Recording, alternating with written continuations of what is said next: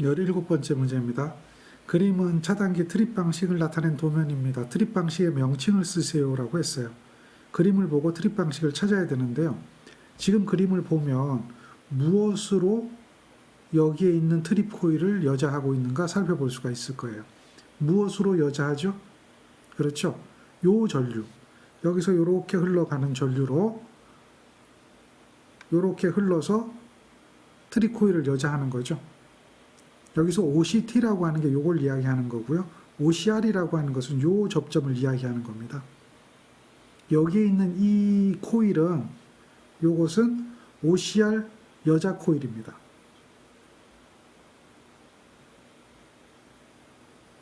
따라서 이 방식은 어떤 방식일까요? 전류 트립 방식이죠. 1번은 전류 트립 방식이라고 답할 수 있습니다. 다음 2번 볼까요? 2번은 UVT라고 보이죠? 얘는 부족전압에 의해서 차단기가 트립되는 겁니다. 부족전압 트립 코일이 있죠? 따라서 이것은 부족전압 트립 방식. 이렇게 답을 하시면 됩니다. 18번째 문제는 차단기 트립 전원 방식의 일종인 CTD 방식이 무엇인가 라고 묻고 있어요. 콘덴서 트립 디바이스. 이 방식은 앞에서 설명드릴 때 뭐라고 설명드렸냐면 상시 계로식이라고 이야기해드렸죠. 즉 계전기에 A 접점을 사용하는 거죠. A 접점 사용. 따라서 얘를 텍스트 그대로 외워서 쓰지 말고 이것을 이렇게 그림을 그려보세요. 여기에 차단기를 그리고요.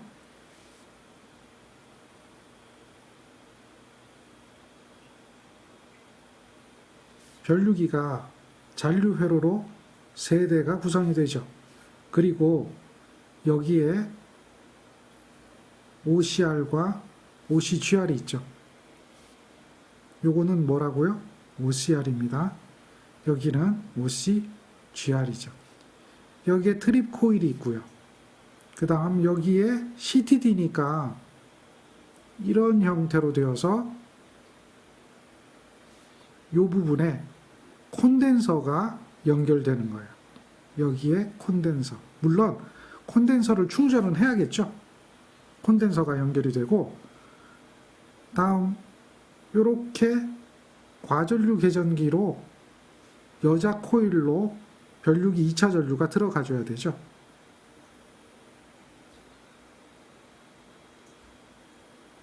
그림을 그릴 줄 알아야 돼요. 잔류 회로니까 여기 하나로 묶어줘야 돼요. 그리고 얘는 OCGR로 들어가죠. 이런 형태로 그림이 그려져요. 그리고 전류를 계측해야 되니까 여기서는 AS가 있고 다음에 전류계가 있죠. 이런 형태로 연결될 거예요. 여기는 접지가 돼야 되죠. 변류기 2차니까. 이때에 상시 계로식이기 때문에 여기에 접점이 무슨 접점을 썼느냐? 요 접점이 A 접점이죠. 열린 접점이에요. 요거는 차단기 트립 코일이고요. 그래서 열린 접점으로 하나씩 병렬로 연결되고 있죠. 병렬로 연결되고 있어요. 얘네들은 다 A 접점이죠. A 접점. 그래서 얘를 상시 계로식이라고 하고 얘를 CTD 방식이라고 그래요. 이렇게 그림을 그려놓고 이것을 설명하면 돼요. 답안지 쓸 때. 그냥 외워서 쓰는 게 아니라 이것을 설명하면 돼요. 잔류 회로로 구성했고 그 다음 상시 계로식으로 되어 있고 트립 코일은 콘덴서에 충전된 전하로 트립 코일을 여자시키고 있는 거죠. 이 내용을 기억하시면 돼요. 이거 설명할 수 있을까요? 어렵지 않아요. 그대로 그냥 설명하면 돼요. 자, 이렇게 그림이 그려진 내용이 뒷페이지에 있습니다. 이렇게 돼 있어요. 이 그림을 그릴 수 있어야 돼요. 그래서 잘 보세요. 이걸 설명을 그대로 하고 있어요. 교류 전압을 정류해서 콘덴서로 충전하죠. 콘덴서로 충전해 놓고 있다가 고장이 발생하면 얘네들이 동작하죠. 보호계전기가 어느 하나가 동작을 하게 될 거예요. 병렬로 연결되어 있으니까 동작하면 콘덴서에 충전된 전하가 트립 코일에 흘러요. 그래서 차단기가 트립되는 거죠. 이걸 이야기하는 겁니다. 콘덴서에 충전된 전하가 방전된다. 이때 방전 전류가 차단기 트립 코일을 동작시켜 트립시킨다. 이 설명 그대로 하는 거죠. 그러면 되는 거예요. 그림을 이해하지 않고 이걸 그냥 쓰려고 하면, 외워 쓰려고 하면 쓰기 힘들어요. 이러한 그림, 이 정도는 여러분들이 그릴 수 있어야 돼요. 그릴 수 있어야 되고 이해하고 있어야 돼요. 그래야 텍스트가 만들어지죠. 공부는 그렇게 하는 거예요. 무조건 외우면 안 되는 겁니다. 19번째 문제입니다. 수전계통에서 주변압기 1차 전압, 2차 전압이 주어졌네요. 주변압기 용량은 이만큼이라고 주어졌죠. 2차 측에 설치된 차단기의 전격 전압을 물어봤네요. 6.6이죠. 그럼 차단기의 전격 전압은 7.2입니다. 이거는 정해진 거예요. 그런데 이 값만 물어보고 있으면 7.2라고 답을 하면 되는데, 답안 작성하는 부분에 보면 이렇게 답안 작성이라고 되어 있고 거기에 계산이라고 되어 있을 거예요. 그리고 답이라고 되어 있을 거예요. 그러면 답은 7.2가 맞는데, 여기에 들어가는 답은 7.2가 맞는데 이거는 정해진 값이니까요. 계산은 어떻게 하느냐 궁금하잖아요. 그래서 이런 비유효 접지 계통에서는 차단기 전격 전압을 계산하는 식이 공칭전압의 V에 1.1분의 1.2로 계산하는 거예요. 여유를 두는 거죠. 따라서 공칭전압이 6.6이니까 1.1분의 1.2가 되죠. 그래서 얼마가 나온다? 7.2가 나온다. 이렇게 하고 답을 쓰는 거죠. 그러니까 이 과정도 있다라고 하는 거예요. 만약에 이 문제가 이러한 계산이라는 이야기가 없다라고 한다면, 그렇다면 어떻게 해요? 답만 쓰면 돼요. 그렇지만 전격 전압을 구하라 그러고 계산이라고 하는 부분이 분명히 존재했고, 그렇다 보니까 전격 전압을 계산하는 식까지 써줘야 된다. 이건 일반적인 이야기지 모든 전격 전압이 여기에 맞는 건 아니에요. 만약에 1차 측 차단기라고 하면 어떻게 될까요? 얘는 마찬가지죠. 전격 전압을 계산하려면 22.9에 1.1분의 1.2가 되겠죠. 그럼 얘는 얼마 나와요? 24.98이 나와요. 그러면 이 차단기 전격 전압이 24.98인가요? 그건 아니라는 거죠. 이렇게 나오면 그러면 어떻게 해줘야 됩니까? 그러므로 전격 전압 얼마예요? 25.8 kV를 선정해 주는 거죠. 얘는 7.2하고 똑같으니까 그대로 쓰면 되는데, 이거 같은 경우는 다르잖아요. 그러니까 선정을 해주죠. 그리고 답이 얼마죠? 25.8이 되겠죠. 그 차이점을 이해하고 있어야 돼요. 20번 문제입니다. 최근 차단기 절연 및 소호용으로 많이 사용되고 있는 SF6 가스의 특성을 4가지만 열거하세요. 전력공학 시간에 배운 거죠. 가스 특성입니다. 차단기 특성이 아니라 가스 특성이다.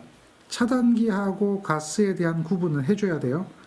가스니까 얘는 공기보다 절연 성능이 우수하다, 공기보다 소호 능력이 뛰어나다, 무치하다, 무해하다, 이런 이야기 기억합니까? 그것을 쓰면 돼요. 따라서 가스의 특성이에요. 장점이 아니라 특성을 쓰시면 돼요. 그러면 첫 번째, 절연 성능이 우수한 가스 맞죠? 안전성이 우수하죠? 불활성 기체 맞죠? 그대로 쓰면 돼요. 소호 능력이 공기의 100배 정도로 뛰어나다 맞죠? 절연 내력은 공기의 2배 내지 3배 정도로 뛰어나다 맞죠? 이해하시죠? 예. 무독 무치 불연성 기체로 유독가스를 발생하지 않는다. 이렇게 쓰시면 돼요. 어렵지 않습니다. 다음, 전력 퓨즈에 대한 그 역할과 기능에 대해서 다음 각 물음에 답하시오라고 했죠. 전력 퓨즈에 대한 그 역할과 기능. 전력 퓨즈는 크게 어떤 기능과 역할을 할까요? 전력 퓨즈는 부하 전류를 안전하게 통전합니다.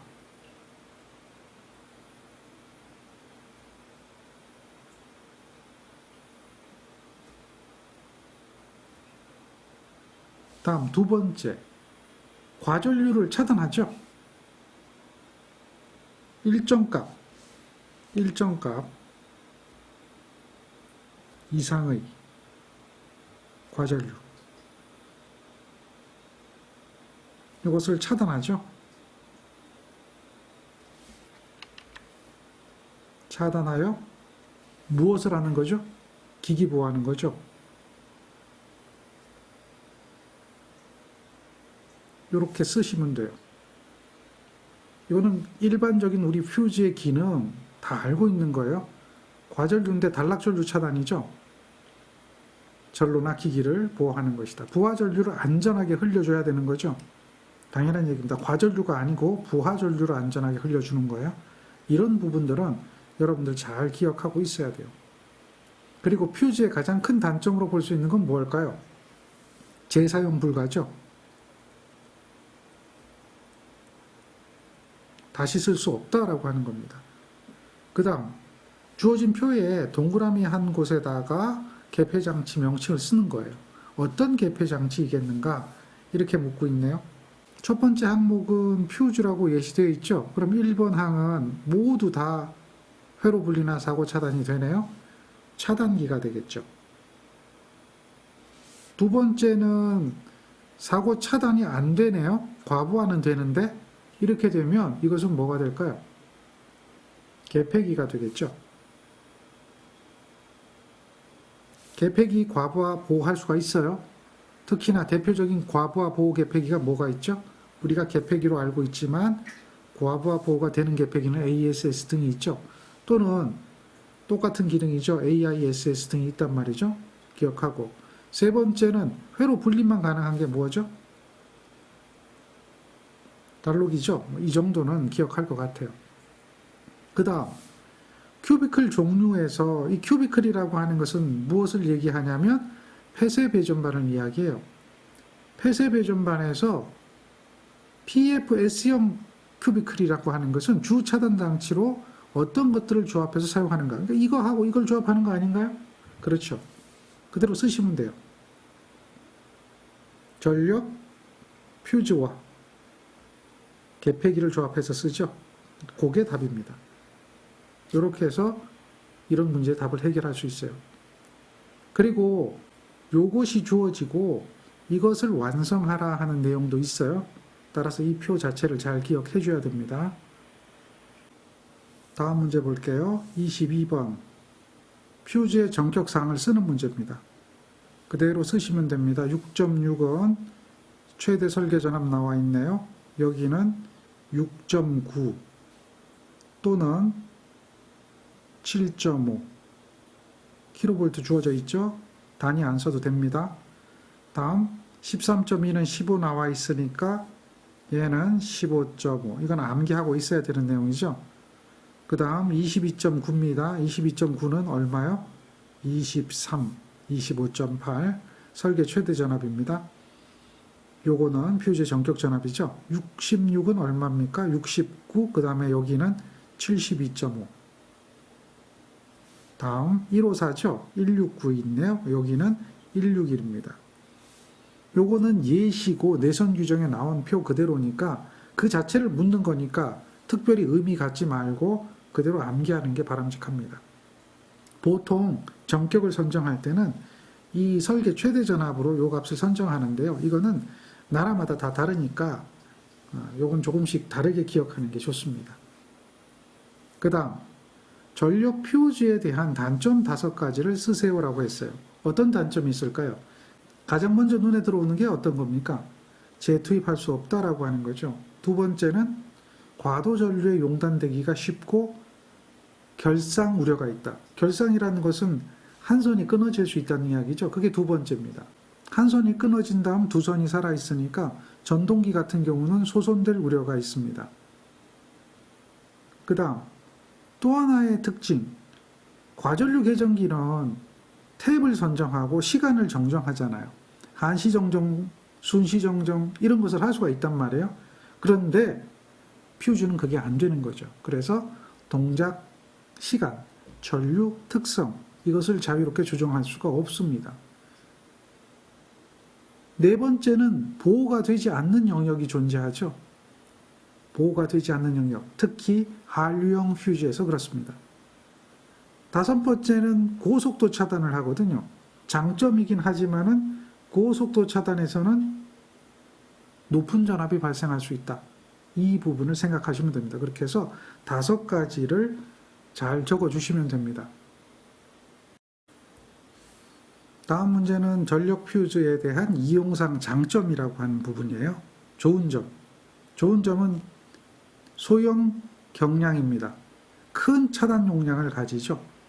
소형이고 경량이고 큰 차단 용량 가지고 가격도 저렴하고 그러면서 차단기처럼 릴레이나 변성기가 필요 없고 빠르게 차단해서 차단 특성이 좋고 한류 효과가 있죠. 한류 효과. 여기 지금 빠져 있지만 한류 효과가 크다라고 하는 부분도 장점이 될 수 있죠. 지금 이야기하는 문제들은 다 전력 퓨즈의 장점과 단점을 이야기하는 거예요. 이 부분은 시험 문제 다양한 형태로 출제가 됐기 때문에 여러분들이 기억을 하고 있어야 되는 내용입니다. 25번 문제입니다. 문제를 잘 읽어보세요. 앞에 문제하고 특별하게 다른 게 없습니다. 첫 번째 줄은 전력 퓨즈에 대한 설명을 하는 겁니다. 과전류 보호장치이다. 차단기와 같이 과전류 보호장치이다. 이렇게 설명을 해요. 그리고 요게 문제가 되죠. 전력 퓨즈에 대한 기능 및 사용상 장점 4가지를 써라. 기능 및 했으니까 기능에 대해서 쓰라는 이야기고 사용상 장점 4가지 써라. 답안지에 어떻게 주어지냐면 답안지는 기능이라고 되어 있고 이렇게 점이 2개 표시되어 있을 거예요. 그리고 장점이라고 되어 있고 이렇게 점이 4개가 표시되어 있을 겁니다. 그렇다면 기능에 대해서 2가지 쓰고 장점에 대해서 4가지 쓰고 지금 기능과 장점에 대해서는 앞에서 이야기 다 했잖아요. 그러니까 이 정도는 연습하는 거니까 그대로 쓰실 수 있도록 해주셔야 돼요. 어려운 게 아닙니다. 그 다음 문제도 한번 보세요. 이거는 전력 퓨즈의 단점 3가지잖아요. 단점 5가지도 썼는데 3가지 못 쓰면 안 되겠죠. 같은 유형이 되니까요.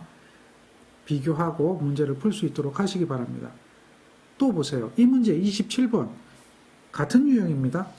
수변전 설비에 설치하고자 하는 전력 퓨즈에 대하여 하여튼 말이 길어요. 다음 각 물음에 답하라.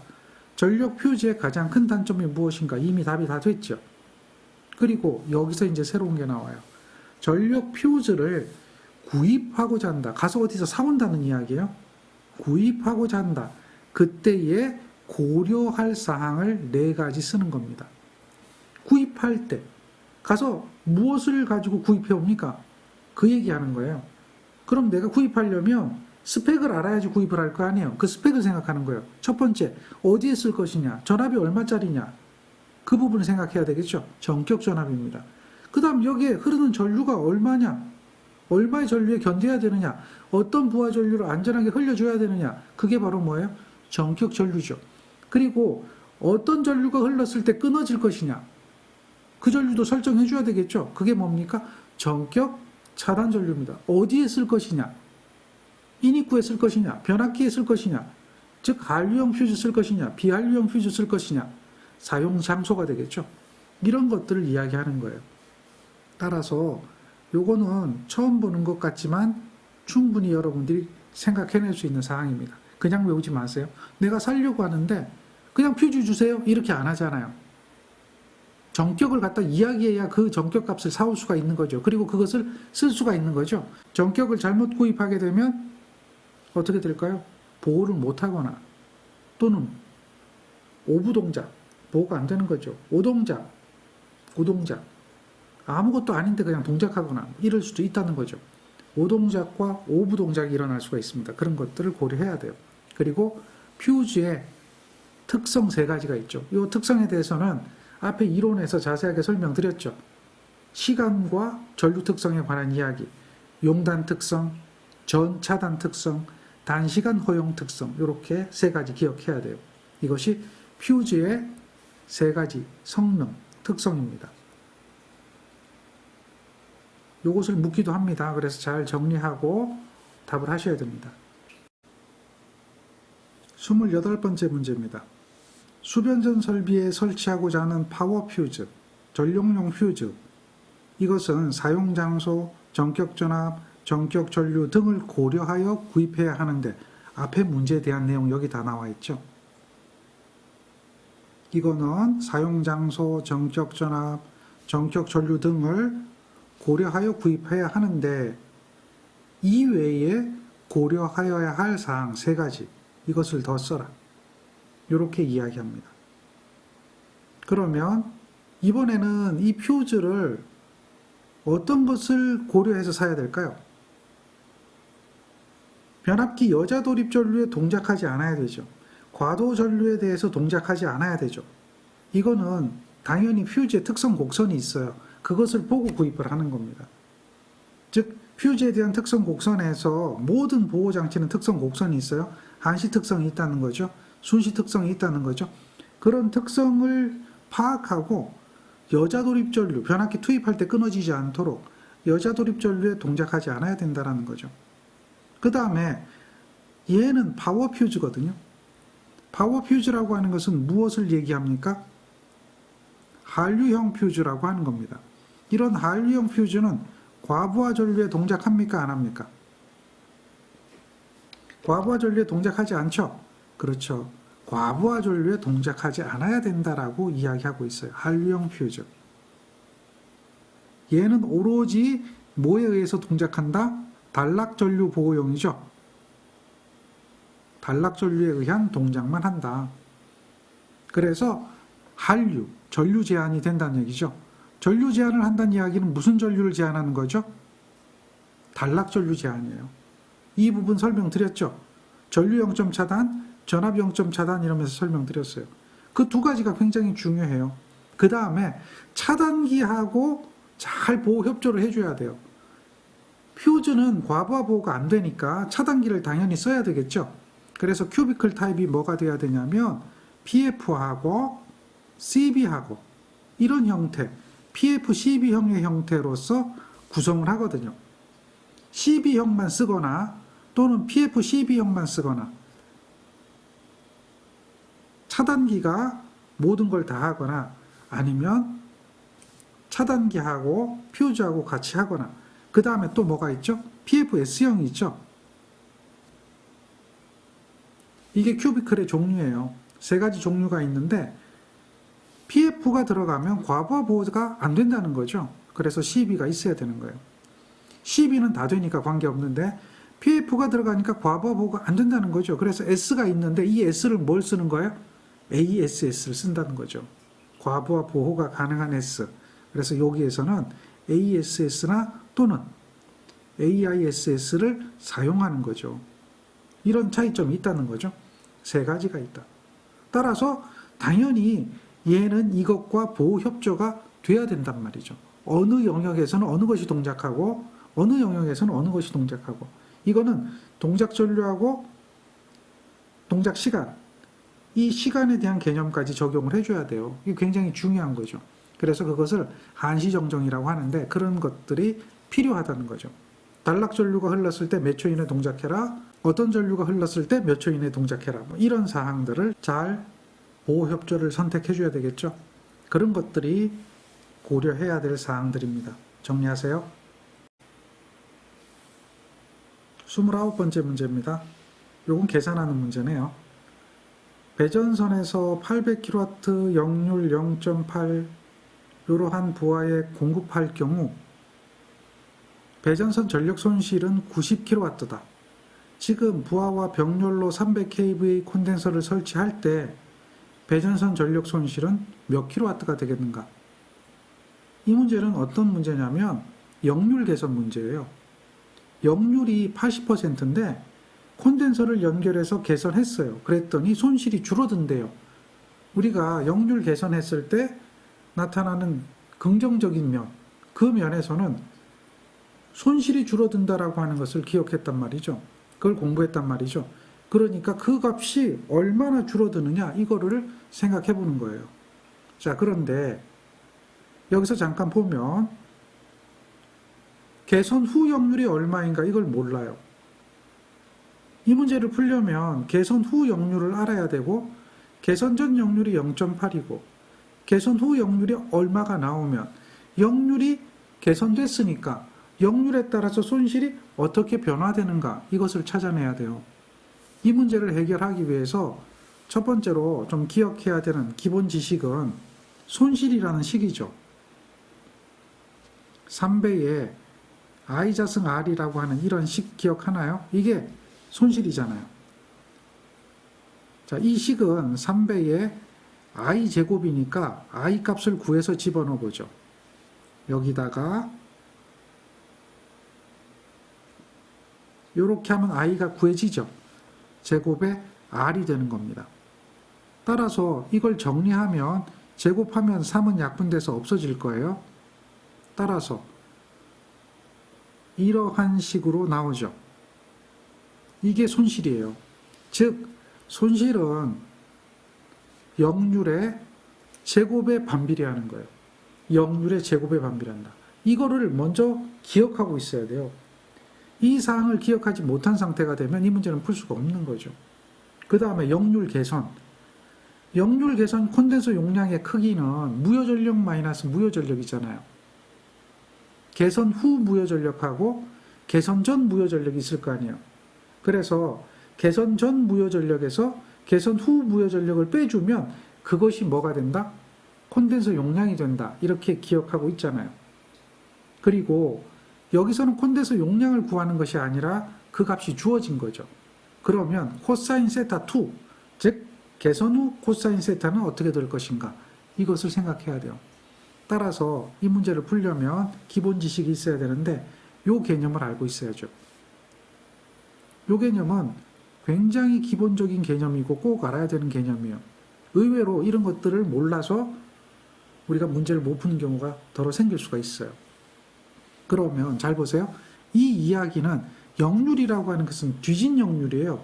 앞선 역률이 아니라 일반적으로 역률 이러면 진 역률이라고 이야기하지 않는다면 무조건 무슨 역률이죠? 뒤진 역률이에요. 즉 코일 부하라는 거죠. 콘덴서 부하가 아니에요. 코일 부하입니다. 이런 상태라면 우리가 전력의 삼각형을 그릴 때 보통 이렇게 그리잖아요. 그런데 이건 앞선 역률에 대한 개념이고 정확하게 그리면 이렇게 뒤집어서 그려야 돼요. 이렇게 뒤집어서 그려야 돼요. 이거 할 수 있겠죠? 그런데 말입니다. 여기서 유효전력이라고 했죠? 유효전력이라고 하는 것은 여기서부터 여기까지 길이가 되는 거죠. 그게 얼마가 주어졌죠? 800입니다.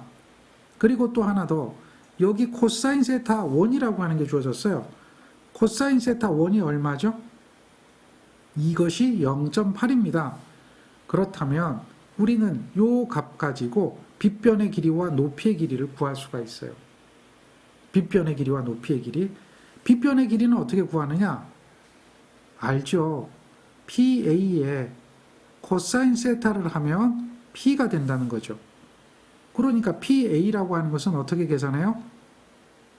P상전력은 P를 코사인 세타로 나누면 돼요. P가 얼마였어요? 800이잖아요. 800. 800이면 0.8로 나누는 거죠. 그러니까 얘가 얼마 나와요? 1000이 나오는 겁니다. 자, 이건 지금 답안지 작성하는 거 아니에요. 기본 지식을 알고 있어야 되니까 그 기본 지식을 생각해내는 거예요. 이건 기본이에요. 그래서 요 길이가 구해지잖아요. 그럼 요 길이도 구할 수가 있겠죠. 요 길이. 요 길이는 어떻게 구하죠? PA의 사인 세타 성분이죠. PA의 사인 세타를 곱해주면 얘는 PR이 되는 걸 우리는 알고 있어요. 요게 첫 번째라면 요게 두 번째죠. 여기서 PR 값을 계산할 수 있죠. 이렇게 곱하면 되잖아요. 1000에다가 사인 세타. 사인 세타는 코사인이 0.8이면 사인은 0.6이에요. 자, 요것도 기본 지식인데요. 이 기본 지식 어디서 나오죠? 우리 삼각함수 배운 거 기억할 거고요. 전력공학 배운 거 기억할 거예요. 사인 자승 세타 플러스 코사인 자승 세타는 얼마입니까? 1이죠. 여기서 이거 구하면 돼요. 그러면 요게 0.8의 제곱이 들어가면 구할 수 있죠. 여기서 이렇게 이항시켜서 루트 씌워주면 되죠. 따라서 어떻게 됩니까? 사인의 세타는 1-역률의 제곱을 하고 그 다음 루트 씌워줘야 되겠죠. 따라서 이것은 0.6이 되잖아요. 1 코사인 제곱 세타 루트 씌워주면 사인 세타가 나와요. 그러니까 이렇게 해서 구해서 넣은 거예요. 그러니 얘는 얼마가 나오죠? 600이 나옵니다. 이런 이야기를 할 수 있어요. K바 하면 되겠죠? 그런데 이것도 하나의 방법인데 또 다른 방법이 있잖아요. 어떤 방법이 있냐면 밑변을 가지고 높이를 구할 수도 있어요. 지금은 여기에 있는 피상전력과 사인세타로 무효전력을 구했는데 세 번째 방법, 우리가 알고 있는 기초지식, 이것은 이거예요. 단젠트 세타입니다. 단젠트 세타. 단젠트 세타는 어떻게 계산하죠? P분의 PR이죠. P분의 PR이잖아요. 밑변분의 높이가 단젠트 세타죠. 따라서 여기서 우리가 계산하는 것은 PR을 구하는 거죠. 그러니까 이항하면 P의 단젠트 세타입니다. 이렇게 하면 돼요. 그러면 단젠트 세타가 코사인분의 사인이잖아요. P가 800이거든요. 그리고 단젠트 세타는 코사인분의 사인. 코사인은 0.8, 사인은 넣으면 1-0.8의 제곱, 0.6이 되겠죠. 이렇게 계산하면 600 나와요. 계산하는 방법은 여러 가지예요. 이 이야기는 회로 이론에서 배운 기본적인 이야기입니다. 우리가 무효전력에 대한 개념을 접근하려면 결국 이러한 방법을 사용할 수밖에 없다는 거죠. 이거 많이 써요.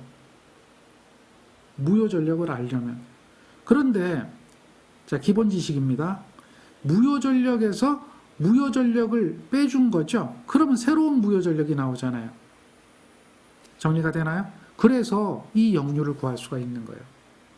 즉 여기까지의 무효전력과 여기까지의 유효전력을 알면 새로운 역률도 우리가 계산할 수가 있다라고 하는 거예요.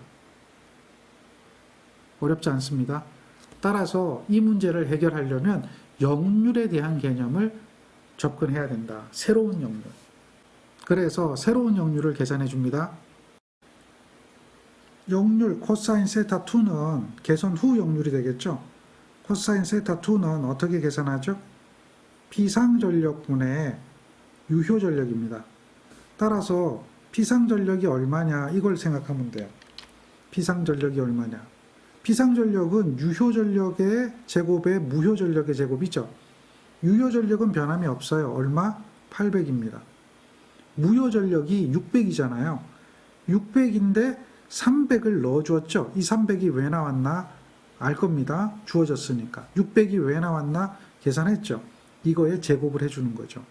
그리고 유효전력이 얼마죠? 800입니다. 이렇게 계산을 하면 새로운 역률이 나와요. 0.94 이렇게 나옵니다. 94%가 되죠. 0.8에서 0.94로 역률이 개선됐네요. 그렇다면 우리가 손실이 줄어드는 그 값을 계산할 수가 있어요. 따라서 손실, PL은 어떻게 될까요? 역률의 제곱에 반비례하잖아요. 역률의 제곱에 반비례한다. 이렇게 식을 세울 수 있죠. 역률은 어떻게 되죠? 코사인 세타 1에서 코사인 세타 2로 개선된 거죠. 제곱에 반비례한 거예요. 따라서 반비례니까 제곱이니까 여기가 0.8에서 0.94가 될 거죠. 반비례죠. 처음 손실이 얼마죠? 처음 손실 주어졌어요. 90이죠. 이렇게 계산기 눌러서 계산하면 돼요.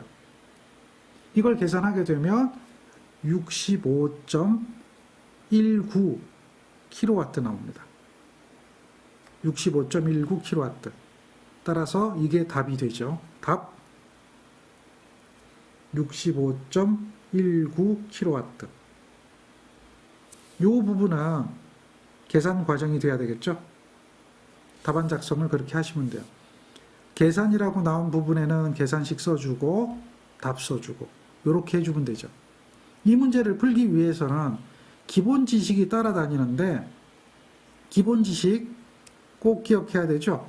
이런 기본 지식, 이런 기초 지식, 이런 것들이 없다면 이렇게 답을 간단하게 쓸 수가 없어요. 답을 이렇게 간단하게 쓸 수 있다는 이야기는 그런 기본 지식이 이해가 됐기 때문에 간단하게 쓰는 거고, 이게 생각이 안 난다 그러면 여러분들 이 그림 그려가면서 문제 풀어야 될 거예요. 한참 걸리겠죠? 그렇게 하지 말고 정확하게 기본 지식부터 공부하고 그 다음 그걸 가지고 답안지를 쓰는 연습을 하고 이렇게 해줘야지만이 문제를 쉽게 해결할 수가 있습니다. 잘 정리하세요. 이런 이야기가 어떤 이야기인지 확인하시고요. 역률 개선 문제 30번 같은 형태 문제 잘 보세요. 같은 형태지만 뭔가 다르게 물어봐요. 역률 개선 문제는 거의 비슷해요. 개념만 알면 다 풀 수가 있어요. 개념을 모르면 전부 다른 문제로 보여요. 개념을 알면 거의 다 같은 문제로 보여요. 그래서 개념 파악이 중요한 거예요. 전격 용량이 지금은 P상으로 주어졌어요. 100kVA인 변압기의 지상역률 60%라고 합니다. 자, 여기서 여러분들이 이런 걸 생각해야 되죠. 어떤 걸 생각해야 되냐면 100이잖아요. 역률이 0.6이네요. 그러면 유효전력은 100에 곱하기 0.6이 되어서 60kW라고 하는 겁니다. 그리고 무효전력은 100에다가 0.8이 되겠죠. 코사인이 0.6이면 사인은 0.8이 되잖아요. 따라서 얼마요? 80kVAR. 이렇게 정리할 수 있어요. 이 부분은 답안 작성과 크게 관련 없고 기초 지식이에요. 알고 있어야 되는 거예요. 두 번째, 부하에 공급하고 있다고 그랬어요. 역률을 90%로 계산한대요. 이때 중요한 게 나와요. 변압기 전 용량까지 부하에 공급하고자 한다. 다음 각 물음에 답하라 그랬어요. 첫 번째 문제, 콘덴서 용량을 구하는 겁니다. 여기서 굉장히 중요한 게 전 용량까지 공급한다는 이 내용이에요. 만약에 전 용량까지 공급한다는 내용이 없다. 그렇게 되면 유효전력이 일정한 거예요. 앞에서 구한 유효전력이 일정한 거죠. 따라서 이렇게 계산할 수가 있어요. 이 공식은 이 내용이 없을 때, 따라서 지금 이 풀이 과정은 잘못된 풀이입니다. 시중에 책에 보면 이렇게 풀어놓은 책들이 많아요. 그것을 예시하기 위해서 그런 건데 이 부분은 잘못된 풀이에요. 이 풀이는 유효전력이 일정할 때 무효전력 마이너스 무효전력이에요. 즉 60kW가 일정할 때 무효전력 마이너스 무효전력이죠.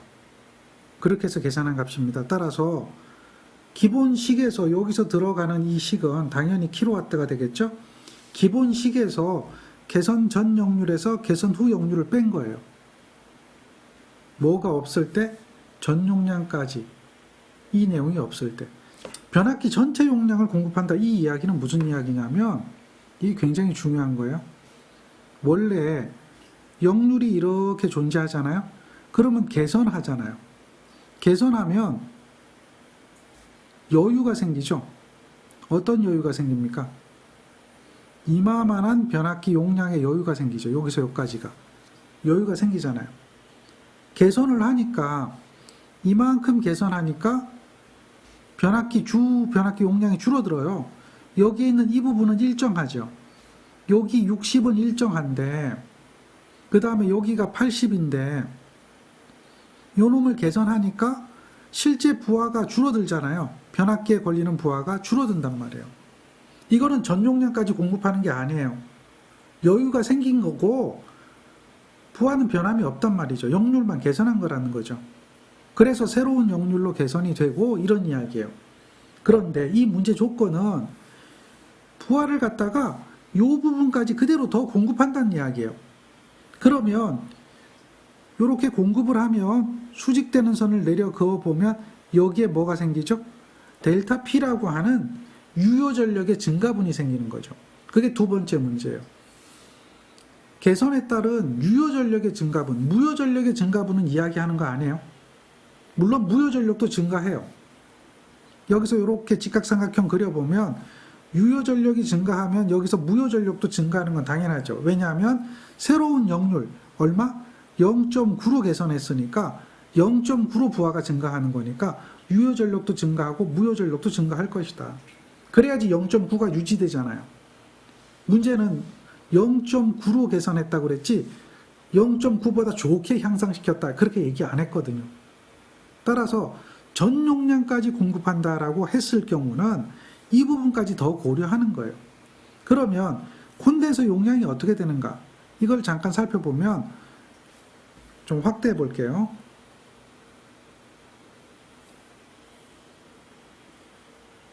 여기서 콘덴서 용량을 잠깐 살펴보면 어떤 내용이 되냐면 잘 보세요. 전 용량까지 공급하지 않을 때는 여기서 요까지 길이가 되겠죠. 요만큼.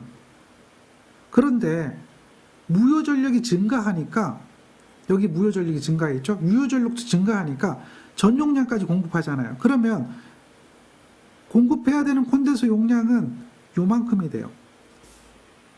요게 콘덴서 용량이에요. 자, 이거는 조건이 없을 때 QC, 얘는 조건이 생겼을 때 QC. 결국은 무효 전력 마이너스 무효 전력이거든요. 잘 기억해야 돼요. QC 값이 달라요. 우리가 지금 구하는 것은 뭘 구하는 거냐면 이 값을 구하는 거예요. 이 값. 그러면 이 값은 어떻게 계산해야 되나요? 당연히 이 길이 마이너스 이 길이가 되겠죠. 이 길이 마이너스 이 길이. 우리가 알고 있는 기본적인 개념, 여기에 있는 원래 피상전력, 감소된 거 말고요. 원래 피상전력이 있어요. 원래 피상전력은 여기서 여기까지 길이잖아요. 그게 얼마입니까? 나와 있죠. 100이라고. 나와 있잖아요. 그러면 여기 이 변도 뭐가 되죠? 100이 되겠죠? 똑같이 100이에요. 즉 여기도 100이 되고 여기도 100이 되고 그럼 여기는 80이고 여기는 얼마일까요? 요 길이. 요 길이는 요거는 몰라요. 델타 P도 몰라요. 그렇지만 요게 100이니까 요 길이는 무슨 성분? 사인 세타 성분. 100에 1-0.9의 제곱. 이게 사인 세타 성분이죠. 사인 세타 성분 해주면 돼요. 43.589 이런 정도네요. 43.589. 그래서 QC 값을 구한다 그러면 이 QC 값은 얼마가 나오냐면 80의 마이너스, 여기서 여기까지가 80이었죠. 여기가 100이고 여기가 0.6이었잖아요. 0.6. 따라서 이것을 80을 구하고 80의 마이너스 43.589 정도 하면 얘는 얼마 나옵니까? 얘를 계산해 보면 80 마이너스 43.589는 36.411 36.411 요거보다 줄어들게 되는 거예요. 즉 50.94보다 줄어들게 되죠. 요게 새로운 전 용량까지 공급하는 그러한 콘덴서 용량이죠. 얘는 전 용량이 아닐 경우죠. 이것은 어떻게 나왔어요? 50.94 나온다 그랬죠. 어떻게 50.94 나오는가 그림으로 한번 생각해 보면 이렇게 볼 수가 있어요. 그림으로 한번 생각해 보겠습니다. 여기 보세요. 요게 일정하잖아요. 그럼 요까지는 80이 나온 거 알죠? 그럼 요까지는 얼마죠? 요 길이. 요 길이는 요게 60이잖아요. 그럼 요거는 간단해요. 60에다 탄젠트 세타. 탄젠트 세타는 0.9네요. 1-0.9에 제곱하면 되나요? 루트 씌워주겠죠. 요거 계산하시면 돼요. 계산기 눌러볼게요. 자, 누르고 있습니다. 0.9의 제곱, 0.9 해가지고 눌러봤어요. 눌러보니까 얘가 29.059 이렇게 나오네요. 29.0593. 그러니까 80에서 요거 빼주면 되겠죠? 빼기 80을 하면 돼요. 그러면 얼마가 나오냐면 50.94 나오네요. 즉, 요 길이 QC-는 80에서 29.059 이렇게 하면 얘는 50.94 대략 이렇게 나옵니다. 50.94가 뭐예요? 요거잖아요. 그렇게 구한 거예요. 차이점을 이해하셔야 돼요. 따라서 이 문제를 풀 때는 결국은 이렇게 구할 때도 마찬가지고 이거를 구할 때도 마찬가지고 무효전력 마이너스 무효전력이라는 거죠. 그 개념으로 이 문제를 접근을 해줘야 돼요. 무효전력 마이너스 무효전력이다. 어려운 게 아닙니다. 따라서 답안지를 작성을 해보면 이렇게 답안지를 작성할 수가 있어요. 첫 번째 문제 답안지 작성. 전용량까지 공급하기 때문에 무효전력 마이너스 무효전력이니까 개선 전 무효전력, 개선 후 무효전력 이것을 계산합니다. 개선 전 무효전력. 이것은 PR1이라고 하죠. PA에 사인 세타 1 하면 되겠죠. PA가 일정한 겁니다. P가 일정한 게 아니에요. PA가 일정해서 PR1을 구하면 얘는 100이었죠. 사인 세타는 얼마죠? 역률이 0.6이었잖아요. 그러니까 루트에 1-0.6의 제곱 이렇게 해서 계산하면 80K바. 다음 두 번째 개선 후 무효전력. 요것을 계산해 볼 수 있죠. PR2라고 하죠. PA 일정해요. 여기에 뭘 곱해줘요? 사인 세타 2 곱해줘요. 따라서 100은 일정하고 사인 세타 2는 1-0.9죠. 루트 씌워줘요. 요거 계산하면 여기서 계산한 값 나왔죠. 43.589K바가 돼요. 따라서 QC, 콘덴서 용량, 전 용량까지 공급하기 위한 콘덴서 용량은 얼마가 나오느냐? 80에 마이너스 43.589 이렇게 계산하니까 36.41 요게 나옵니다. 따라서 단위는 K바가 아니라 여기서는 KVA가 되죠. 왜냐하면 무효전력은 K바지만 콘덴서 용량은 KVA예요. 그러니까 KVA로 하고요. 답이 얼마가 된다? 36.41 KVA라고 답을 할 수가 있죠. 다시 확대했습니다. 두 번째 문제는 요 델타 P를 구하는 거죠. 이 델타 P는 어떻게 구합니까? 어렵지 않아요. 굉장히 간단해요. 이 길이에서 요 길이를 빼주면 되죠. 이 길이는 전체 삼각형에서 코사인 성분이잖아요. 0.9. 그러니까 요 전체 삼각형, 이게 100이죠? 100에 요 밑변이니까 요 길이는 어떻게 계산한다? 100 곱하기 0.9가 된다는 거죠. 끝났네요. 이거는 이미 계산돼 있죠. 요 삼각형에서 100 곱하기 0.6 해서 60 나오는 겁니다. 이렇게 기본 개념을 알고 있으면 돼요. 따라서 두 번째 문제를 풀어보면 답을 이렇게 할 수 있어요. 두 번째 문제. 두 번째 문제는 증가부하를 구하는 거니까 개선 후 유효전력.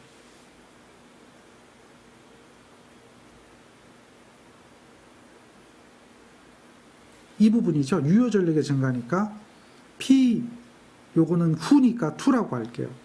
이것은 피상전력이 일정하고 코사인 세타니까요. 따라서 100에다가 역률이 0.9입니다. 얼마죠? 90kW입니다. 다음 개선 전 유효전력. 요 P1이라고 할까요? 이것은 PA의 코사인 세타 1입니다. 이건 2고요. 그러면 얘는 어떻게 되죠? 100에 0.6입니다. 따라서 60kW입니다. 증가부하 델타 P라고 하는 값은 어떻게 되죠? P2-P1이에요. 90 마이너스 얼마? 60이죠. 따라서 30이 됩니다. 30kW. 그래서 답이 얼마가 되죠? 답 30kW. 이렇게 답을 할 수가 있겠죠. 이거는 공식으로 푼 게 아니에요. 그런데 이거를 공식으로 만들어 놓으면 어떻게 되느냐? 얘를 공식으로 만들어요. 그러면 얘 마이너스 얘잖아요. 그러니까 이거 마이너스 이거잖아요. 그러니 델타 P라고 하는 것은 PA로 묶어주면 이거 마이너스 이거니까요. PA로 묶을 수 있죠. 공통 코사인 세타 2 마이너스 코사인 세타 1이다. 이렇게 묶어낼 수가 있어요. 그래서 피상전력이 100이고 0.9고 0.6이니까 60이 나오는 거죠. 공식으로 문제를 풀어도 크게 문제되진 않아요. 문제될 거 없어요. 이것도 맞는 거니까. 이렇게 해서 풀어도 됩니다. 그렇지만 개념으로 풀어도 되죠. 둘 다 가능한 이야기예요. 이 문제의 키포인트는 전용량까지 공급한다는 조건이 주어진 거다. 그 조건이 있고 그 조건이 없고는 문제 풀이할 때 매우 큰 의미를 지닌다는 거죠. 전혀 다른 답이 나올 수 있다. 이 부분을 생각하셔야 됩니다. 잘 기억하고 문제 풀어주세요. 그 다음 31번째 문제. 제5구조파로부터 역률 개선용 콘덴서를 보호하기 위하여 직렬로 리액터를 설치하고자 한다. 콘덴서 용량이 200kVA라면 이론상 필요한 직렬 리액터 용량을 계산하고 실제로 몇 kVA의 직렬 리액터를 설치해야 하는지 명시하시오. 이론상, 실제상 두 가지를 물어봤죠. 이론상은 몇 프로죠? 앞에서 우리 배웠잖아요. 4%. 실제는 몇 프로죠? 6%. 그대로 하면 돼요. 따라서 이론상 용량 계산할 수 있습니다. 이론상 용량은 콘덴서 용량 200kVA의 0.04, 4%니까요. 0.04. 이렇게 하면 되죠. 그러니 얼마 나와요? 8kVA가 됩니다. 실제는 6%죠. 0.06, 12kVA가 됩니다.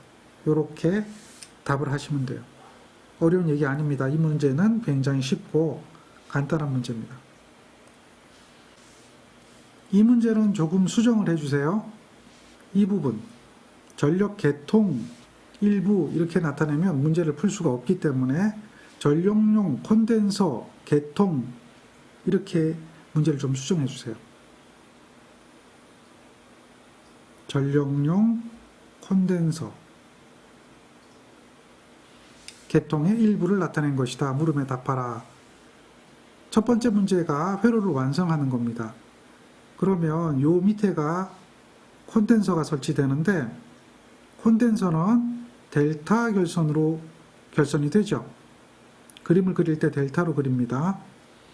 그리고 기호는 SC. 그 다음 직렬 리액터를 설치하는데 리액터 그림 그려주면 돼요. 직렬 리액터. 직렬 리액터는 SR입니다. 그 다음 방전 코일이죠. 방전 코일은 방전을 해야 되니까 요렇게 설치하면 되죠. DC, 디스차징 코일, 시리얼 리액터, 스테딕 콘덴서 이런 식으로 회로를 완성해 주면 됩니다. 이게 복선도예요.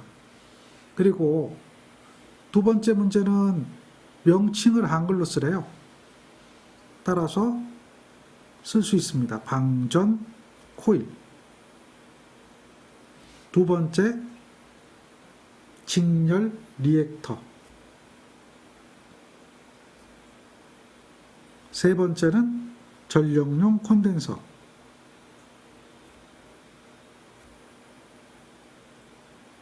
그리고 사유를 쓰라고 그러죠. 사유. 사유는 뭘까요? 방전 코일은 뭐 하는 거죠? 잔류 전하 방전. 요까지만 써도 됩니다. 그 다음 직렬 리액터는 제5구조파 제거. 그 다음 전력용 콘덴서는 역률 개선. 이렇게 쓸 수 있겠죠. 어려운 얘기 아닙니다. 다음 문제를 한번 보죠. 33번. PT와 CT가 있어요. 전압과 전류를 측정합니다. 그래서 전압을 측정했고 그래서 전류를 측정했어요. 권수비가 33인 PT. PT비가 33이라는 이야기입니다. 20인 CT. CT비가 20이라는 이야기죠. 이때 전압계 전력계 지시가 주어졌어요. 전압은 95V가, 전류는 4.5A가, 전력계는 360W가 지시가 되고 있다. 고압부하의 역률은 몇 %인가 이렇게 물어봤어요. 역률 물어보죠. 역률. 역률이라고 하는 거는 피상전력분의 유효전력이에요. 그런데 여기 보니까 유효전력은 이미 주어지고 피상전력은 주어진 거나 마찬가지네요. 역률 구할 수 있죠. 유효전력은 이미 주어지고 피상전력은 주어진 거나 마찬가지예요. 이걸 1차측으로 환산하지 않아도, 즉 20배, 33배 의미 없어요.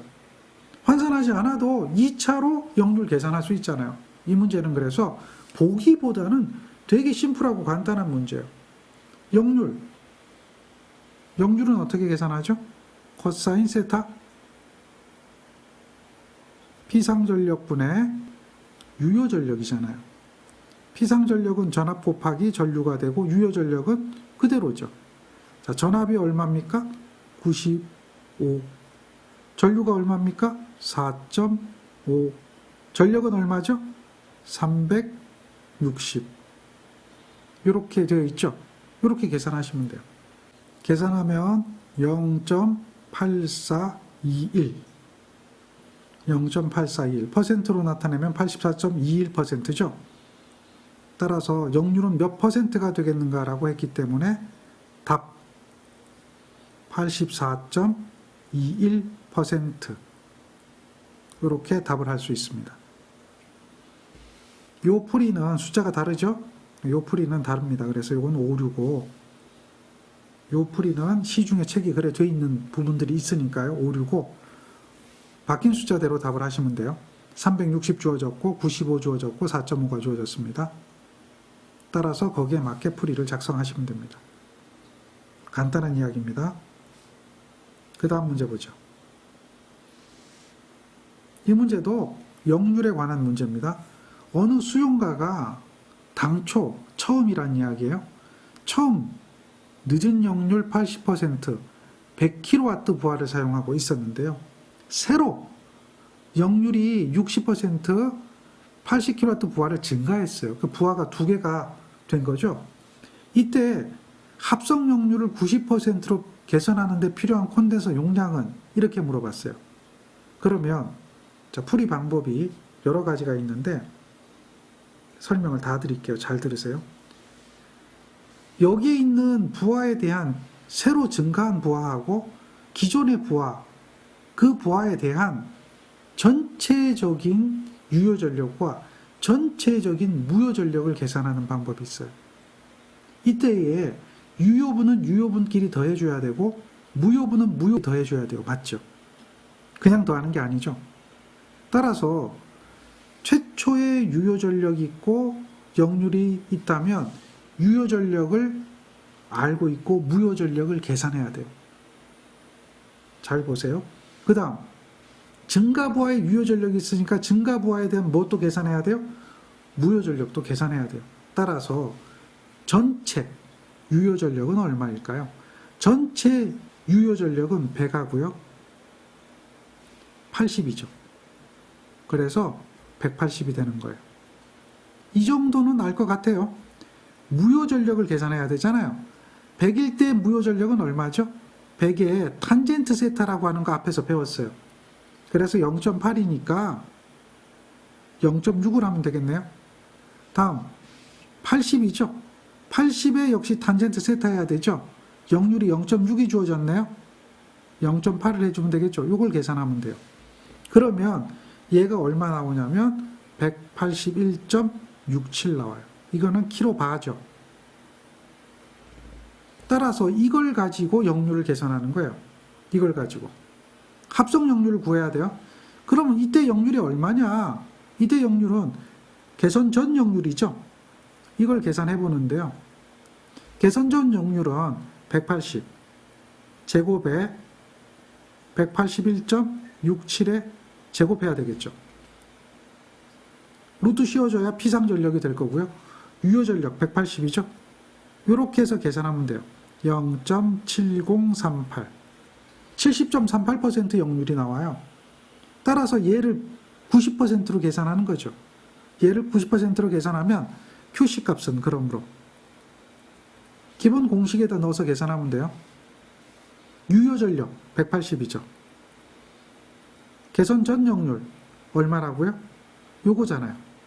0.7038. 1-0.7038 하면 무효율이 되죠. 이렇게 제곱해서 계산하면 무효율이 돼요. 이걸 얼마로 계산하는 거예요? 0.9로 계산하죠. 1-0.9의 제곱. 이렇게 루트 씌워줘요. 이것이 콘덴서 용량이에요. 계산해보면 94.51 나옵니다. 94.51 kVA가 되죠. 답 94.51 kVA 이렇게 하시면 돼요. 이것도 하나의 방법인데 이걸 이렇게 계산하지 않아도 돼요. 쉬운 방법 알려드릴게요. 가장 쉬운 방법은 따로 계산하면 돼요. 첫 번째 거 90%로 계산하고 새로 증가한 거 90%로 계산해서 더해주면 돼요. 이것도 하나의 풀이 방법이에요. 잘 보세요. 그러면 첫 번째 QC1 80% 100이죠. 100. 다음에 역률이 0.8이잖아요. 1-0.8의 제곱 루트 해주죠. 0.9로 계산하죠. 1-0.9의 제곱하죠. 이렇게 해서 계산기 눌러주세요. 요 값. 그 다음 QC2 얘는 얼마입니까? 80이죠. 0.6이네요. 80이고 0.6이에요. 0.6 1-0.6의 제곱이에요. 이거를 얼마로 계산한다고요? 0.9로 계산하는 거죠. 1-0.9의 제곱이죠. 이렇게. 그러면 요거 나오죠. 그러므로 콘덴서 용량은 QC1 더하기 QC2예요. 세모 더하기 네모입니다. 계산해보면 94.51 나옵니다. 따라서 답 그대로 할 수 있죠. 똑같은 방법인데 각각 계산하는 방법과 한꺼번에 계산하는 방법이 있어요. 어느 게 편할까요? 각각 계산하는 방법이 더 편할 수도 있어요. 어려운 게 아닙니다. 그러나 이렇게 계산하는 방법은 문제가 복잡해지면 또 복잡해질 때 문제가 따라요. 그래서 지금처럼 간단한 문제는 이게 더 편할 수도 있고 나중에 복잡해지면 또 다른 방법으로 풀어야 돼요. 그런 의미를 가지고 있다라고 하는 걸 생각하셔야 됩니다. 35번 문제입니다.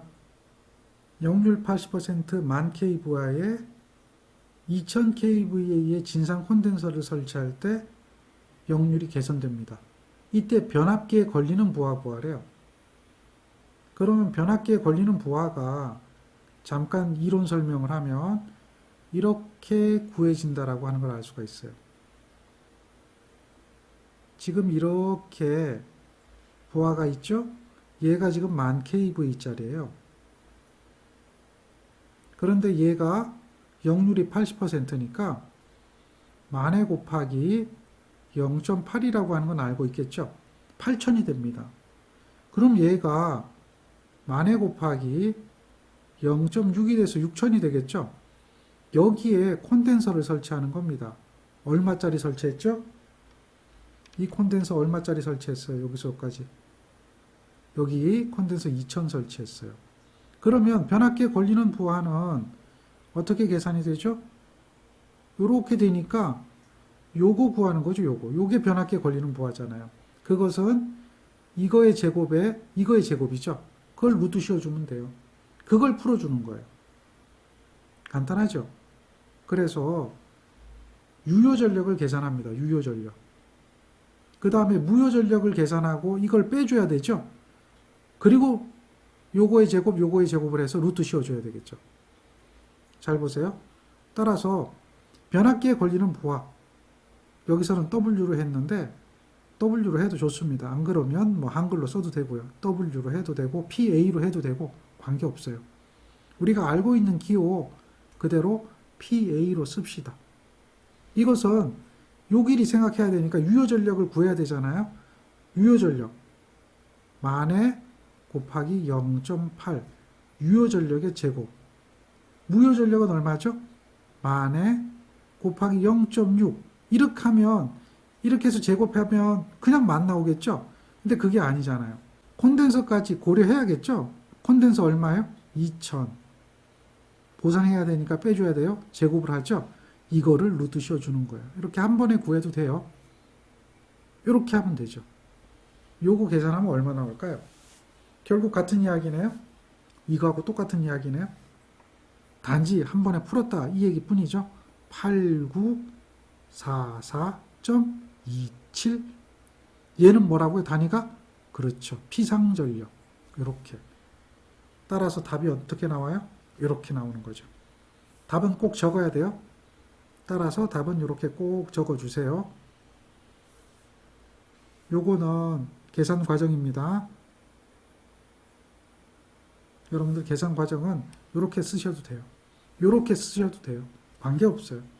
어떻게 풀어도 관계없는데 이거는 여러분들이 하기 편한 대로 그대로 풀어주시면 됩니다.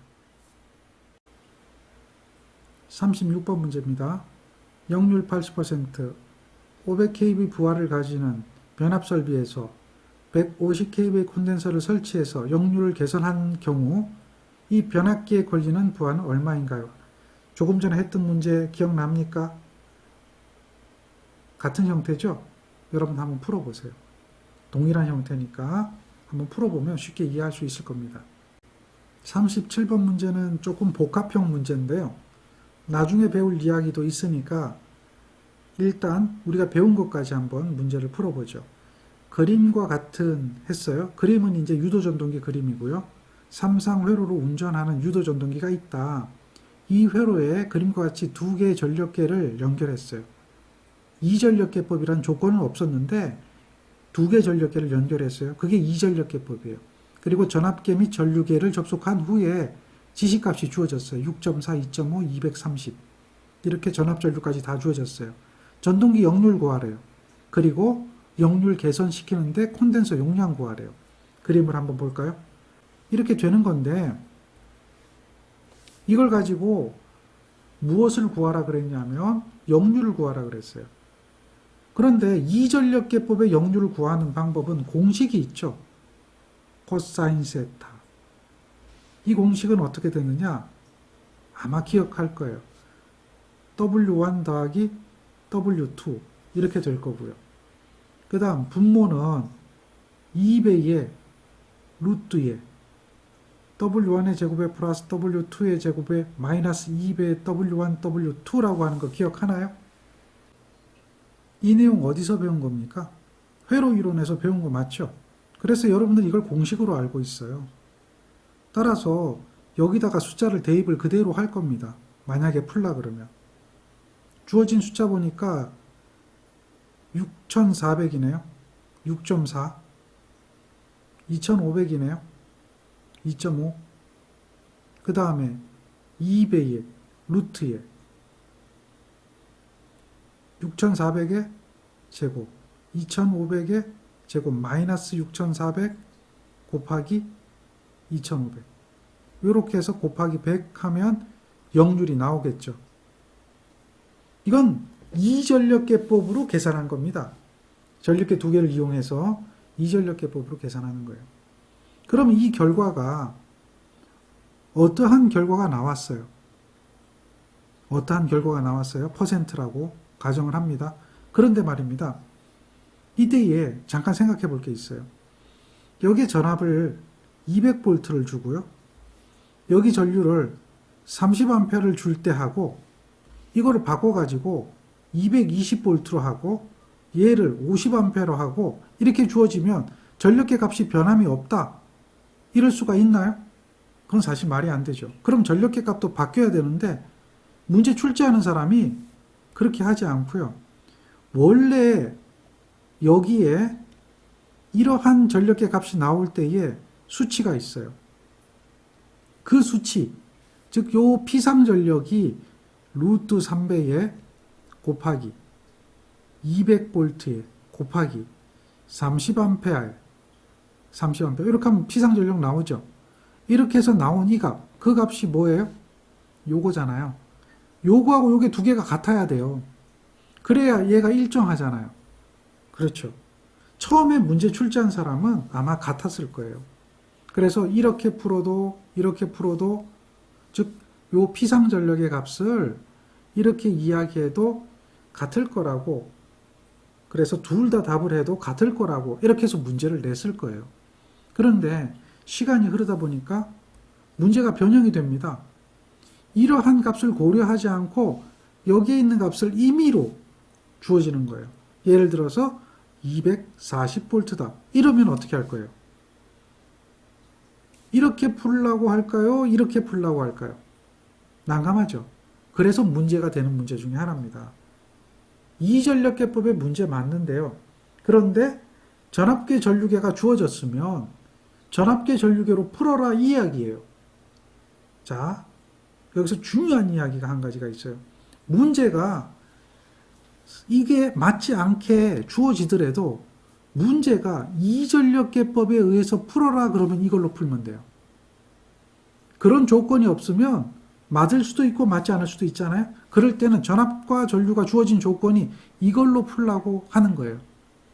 따라서 여러분들은 지금 이 문제는 이전력계법으로 풀라는 이야기가 없었기 때문에 이러한 풀이 방법으로 안 풀어요. 왜냐하면 전압과 전류가 임의로 주어질 수가 있기 때문에. 또 전압과 전류가 주어지는 이 내용은 전력계가 주어지면 굳이 주어질 필요가 없잖아요. 그런데 그것이 주어지면 그걸로 풀어라는 의미를 가지고 있는 거죠. 따라서 이전력계법에 의해서 풀는 거 이거 판단을 잘해야 돼요. 유효전력은 어쩔 수 없어요. 유효전력을 계산할 때는 이전력계법에 의해서 계산할 수밖에 없죠. 당연한 이야기입니다. 따라서 지금 이 문제에서는 유효전력을 이렇게 계산해야 돼요. 이거는 이전력계법이에요. 피상전력은 이전력계법으로 구할 수가 없어요. 왜냐하면 구하라고 하지 않았으니까. 그리고 전압과 전류가 주어졌으니까 선간전압과 선전류거든요. 그러니까 피상전력은 이렇게 계산하는 게 맞는 거죠. 만약에 이전력계법에 의해서 구하라 그러면 여러분들은 어떻게 구하면 되죠? 이렇게 구하면 돼요. 지금 그 얘기 아니에요?